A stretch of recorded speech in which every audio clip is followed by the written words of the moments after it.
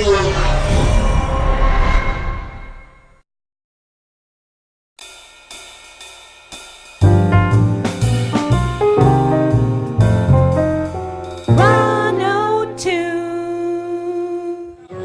Roger Slykows from the Detroit area here at the Detroit Maker Faire. Now you've made a very cool sort of replica vacuum tube radio, but it's not a vacuum tube radio at all. Tell us about it.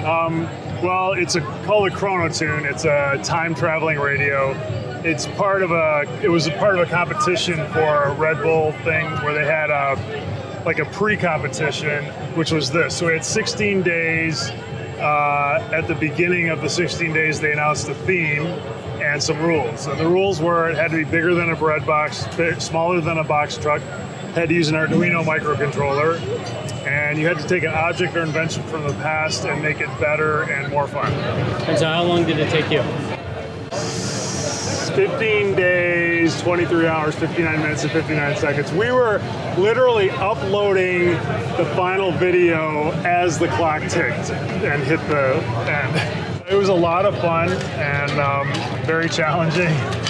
You got all the Red Bull you could drink, and you could sleep as much or as little as you wanted. We didn't get a lot in. But so the ChronoTune was, we sat down in the whiteboard room and said, what are we going to do?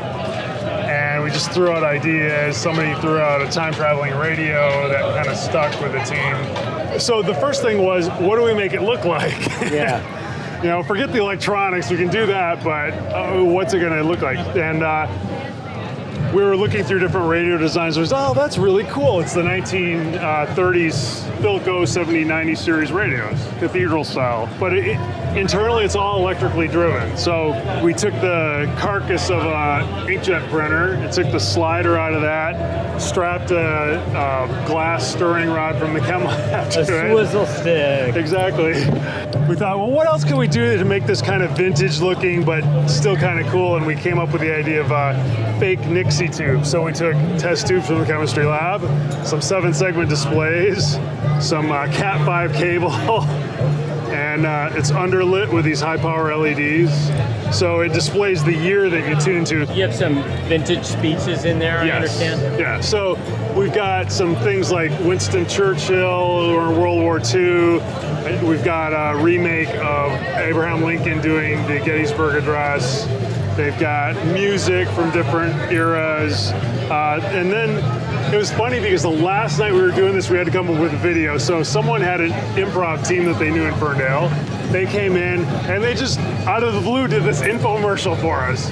So if you go Google ChronoTune, there's a 3-minute long infomercial that it's like selling the ChronoTune.